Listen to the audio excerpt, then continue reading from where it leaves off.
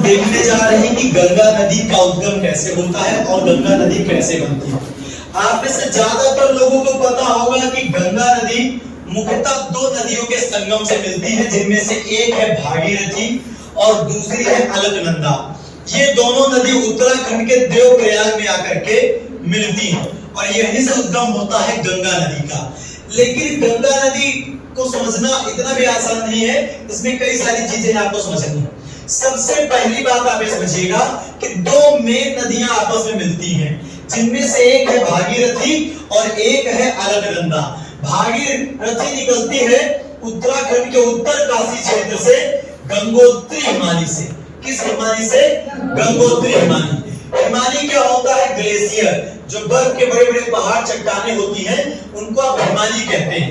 उस हिमानी से निकलती है भागीरथी नदी। कौन सी नदी? भागीरथी नदी। और संतोपद हिमानी से निकलती है अलकनंदा नदी। कौन सी नदी? ये दोनों नदियां आके मिलती हैं देवप्रयाग में। कहां पे मिलती हैं? तो अलकनंदा नदी में बहुत सारी नदियां हैं जो मिलती हैं, मुख्यतः 1 2 3 4। इन 4 नदियों को हमें पढ़ना है।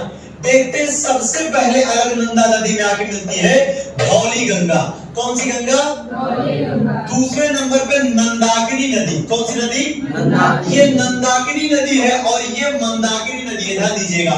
दूसरे नंबर पे है नंदाकिनी नदी और फिर आगे पिंडार नदी। कौन सी नदी? और जाकर के मिलती है मंदाकिनी नदी। ये 4 नदियां आके मिलती है आपके अलकनंदा में, और तब जाके अलकनंदा मिलती है किससे? भागीरथी से। तो हम ये देखने वाले हैं कि किस तरीके से निर्माण होता है। कुछ बेसिक बातें, जब दो नदियां मिलती हैं तो उनके मिलने के बाद जिस नदी की गहराई ज्यादा होती है, आगे नाम उसी नदी का रहता है। अगर दोनों नदी की गहराई समान है तो नया नाम रख दिया जाएगा, अर्थात नदी का कोई नया नाम होगा। तो ध्यान दीजिएगा इस बात को आप लोग कि धौली गंगा मिलती है विष्णुप्रयाग में, नंदाकिनी मिलती है अलकनंदा से नंदप्रयाग में, पिंडार मिलती है कर्णप्रयाग में और मंदाकिनी मिलती है रुद्रप्रयाग में। और ये दोनों नदियां अलकनंदा और भागीरथी मिलती हैं देवप्रयाग में। तो इस क्लास में मैं आपको बताने वाला हूं कुछ बेहतरीन ट्रिक्स, कुछ बेहतरीन कहानी, जिनसे आप ये याद रख सकें कि कौन कौन से प्रयाग हैं, कौन कौन सी नदी है। अगर हम देखें तो 1 2 3 4 5 टोटल 5 प्रयाग हो गए। इन्हीं को पंच प्रयाग कहते हैं। इनको याद करने के लिए आपको एक कहानी सुननी पड़ेगी। कहानी है बच्चों, आपको पता होगा कि हिंदू धर्म की मान्यता के अनुसार जब जब धर्म की हानि होती है, यदा यदा हि धर्मस्य ग्लानिर्भवति भारत अभ्युत्थानं धर्मस्य तदात्मानं सृजाम्यहम् और परित्राणाय साधूनां विनाशाय च दुष्कृतां धर्म संस्थापनार्थाय संभवामि युगे युगे। अर्थात जब जब धर्म का नाश होता है तो पापियों को दंड देने के लिए और सज्जन लोगों की मदद करने के लिए, सहायता करने के लिए भगवान धरती पर अवतार लेते हैं। हिंदू धर्म में कई भगवानों की मान्यता है, भगवान तो एक ही है लेकिन अलग अलग रूपों में उनकी पूजा होती है। तो आप लोग बताइए कौन से भगवान है जो ज्यादा अवतार लेते हैं? विष्णु भगवान। कौन से भगवान? विष्णु भगवान। तो आप याद रखिएगा कि सबसे ज्यादा अवतार लेते हैं विष्णु भगवान। उन्हीं का एक अवतार है, बड़ा सा नटखट सा अवतार, कृष्ण अवतार। तो विष्णु अवतार उन्होंने लिया, तो विष्णु से आप याद रख लीजिए विष्णु प्रयाग। कौन सा प्रयाग? और उन्होंने जन्म लिया, उन्होंने इनका पालन पोषण हुआ नंद बाबा के यहाँ। उनके जो असली माता पिता, जो वास्तविक माता पिता, वो तो देवकी वसुदेव थे, लेकिन वो उनका पालन पोषण किया नंद बाबा ने, तो वो नंद के लाला कहलाए। आप लोगों ने सुना होगा कई सारी भजन वगैरह ना। तो नंद जी के यहाँ उनका जन्म हुआ। तो विष्णु भगवान का जन्म हुआ नंद बाबा के यहाँ। आप ऐसे याद रखेंगे। बचपन में बहुत नटखट थे, बहुत शरारत करते थे, जैसे कि माखन चोरी करना, मटकी फोड़ देना। तो इनकी जो मम्मी थी, जो इनकी यशोदा मैया थी, इनका कान पकड़ के इनको हमेशा समझाती थी कि चोरी ना करो ना। तो हमेशा कान पकड़ के इनको समझाती थी। हिंदी में कहते हैं कर्ण, अंग्रेजी में ईयर कहते हैं। तो कर्ण से याद रखेंगे कर्ण प्रयाग। कौन सा प्रयाग? कर्ण से आप याद रखेंगे कर्ण प्रयाग। लेकिन यही लीला करने वाले भगवान जब पापियों को दंड देने का समय आया तो उन्होंने रौद्र रूप धारण कर लिया। तो रौद्र से आप याद रखेंगे रुद्र प्रयाग। कौन सा प्रयाग? रुद्रप्रयाग। और जब इतनी लीलाएं इन्होंने कर दी तो इंसान ने कहा ये कोई इंसान नहीं, ये तो देवता है भैया, ये देव है। तो कौन सा प्रयाग?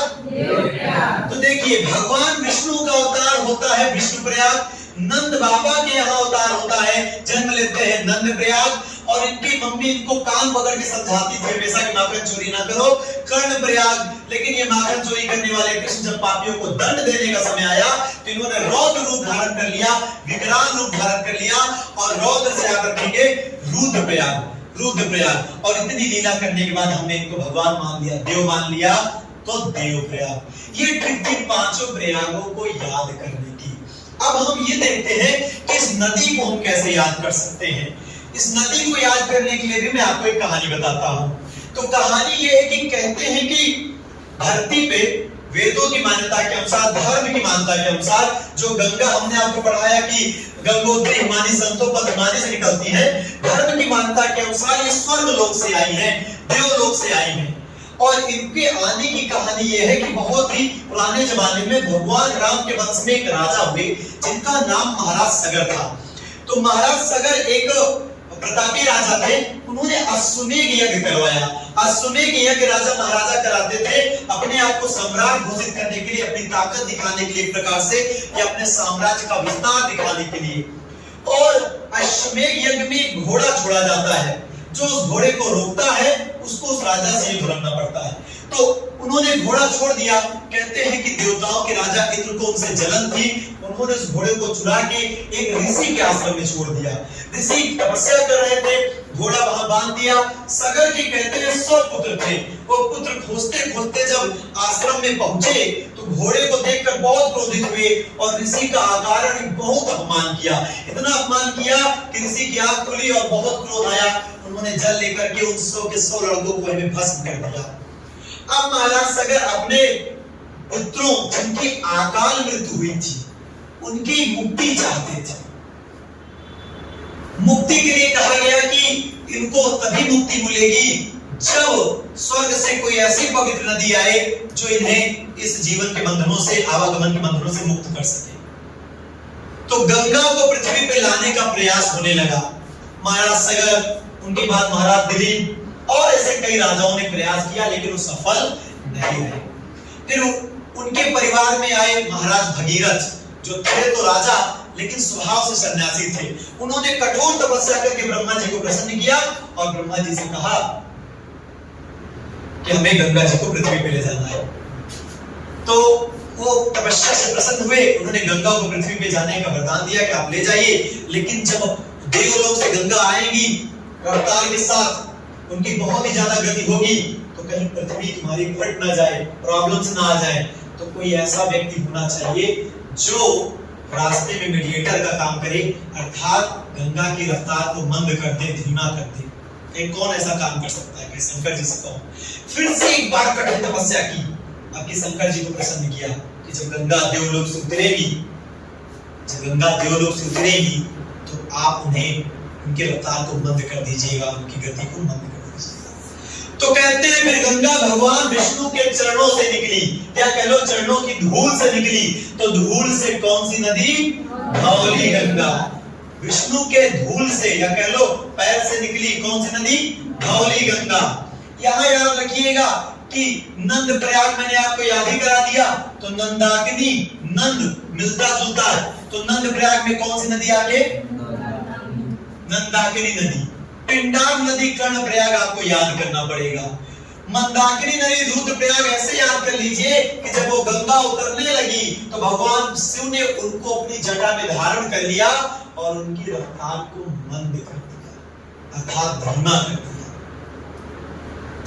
तो मंद से मंदाकिनी और शिव का नाम भी रुद्र है, तो रुद्रप्रयाग।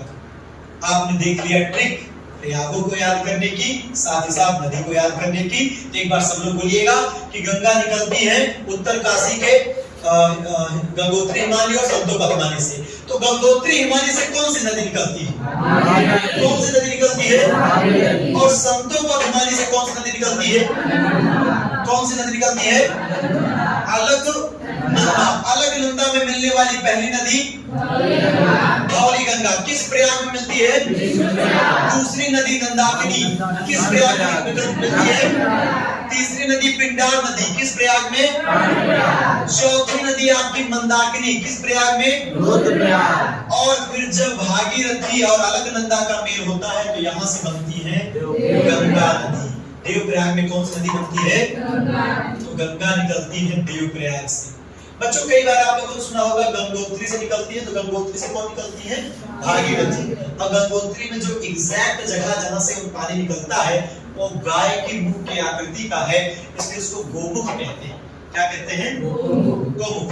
तो ध्यान दीजिएगा कि गंगा निकलती है, गंगा बनती है और देवप्रयाग में आकर के अलकनंदा और भागीरथी के मेल से बनती है गंगा।